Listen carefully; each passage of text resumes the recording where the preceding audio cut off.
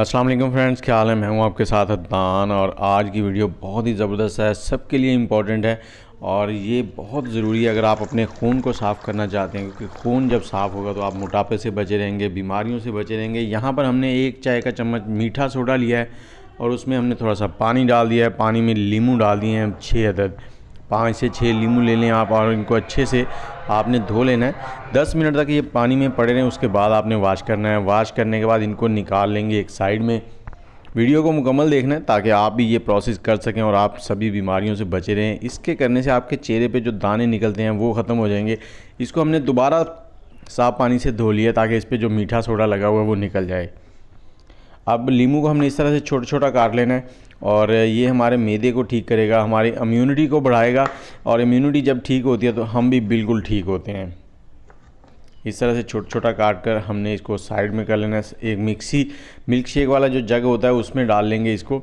और इसके साथ ही आप मुझे ये बताएं कि कौन सी जगह से बैठ के आप हमारी वीडियो देख रहे हैं, मतलब कि कौन से शहर से या कौन से मुल्क से, तो कमेंट सेक्शन में ज़रूर बताएं और वीडियो को शेयर करके सब तक पहुंचाएं। इसको मिक्सी के जग में डाल लेंगे। इसके बाद हमने लेना है लहसुन, गार्लिक। और गार्लिक जो है वो अगर आपको देसी मिल जाए तो वो बेस्ट है। 8 से 10 कलियां या एक ये जो उसकी कली है मुकम्मल ये ले लें आप। इसको आपने इस तरह से छील लेना और ये भी आपने जग में डाल लेनी है और इसमें थोड़ा सा पानी डाल लेना, आधे गिलास के करीब, ताकि ये इसमें डिप हो जाए। और अब इसको चला लिया हमने अच्छे से, ये देखें इस तरह से पेस्ट बन गया है। अब इसको निकालेंगे एक बर्तन में। हमने इसको करना है गरम। गरम कैसे करना है वो मैं आपको बताता हूँ। बर्तन में इस तरह से निकाल लेना है इसको और इसमें थोड़ा सा पानी और डालना है यहाँ पर, और वो पानी जग में डालकर उसको खंगाल लें ताकि उसमें जो बचा हुआ है मटेरियल वो भी निकला हो। इसको चूल्हे पे रखेंगे। यहाँ पर हमने इसको दरमियानी आंच पर पकाना है। 1 से 2 बॉयल आएंगे तो हम इसको चूल्हे को बंद कर लेंगे और इसके बाद इसको थोड़ा सा ठंडा होने देंगे। ठंडा होने के बाद आप इसको किसी भी एयर टाइट कंटेनर में डाल सकते हैं और उसके बाद मैं आपको बताता हूँ इसको आपने पीना कैसे है रोज़ाना। ये देखें इसको हमने छान लेना है। यहाँ पर आप ठंडा होने के बाद छान लीजिएगा।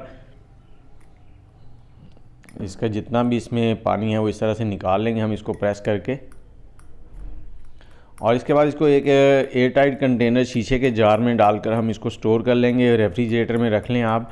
और उसके बाद जब भी आप दोपहर का खाना खाएं, दोपहर के खाने के बाद आपने इसके 3 टेबलस्पून निकाल के एक गिलास में डालने हैं। 3 टेबलस्पून डाल के और इसको हमने गिलास को पानी से भर लेना है और उसको आपने 3 हफ्ते तक इस्तेमाल करना है। 3 हफ्ते के बाद जो आपको रिज़ल्ट मिलेंगे वो कुछ लाजवाब होंगे। तो चलें आप इसको ट्राई करें रोज़ाना दोपहर के खाने के बाद और 3 हफ्ते तक इस्तेमाल करें।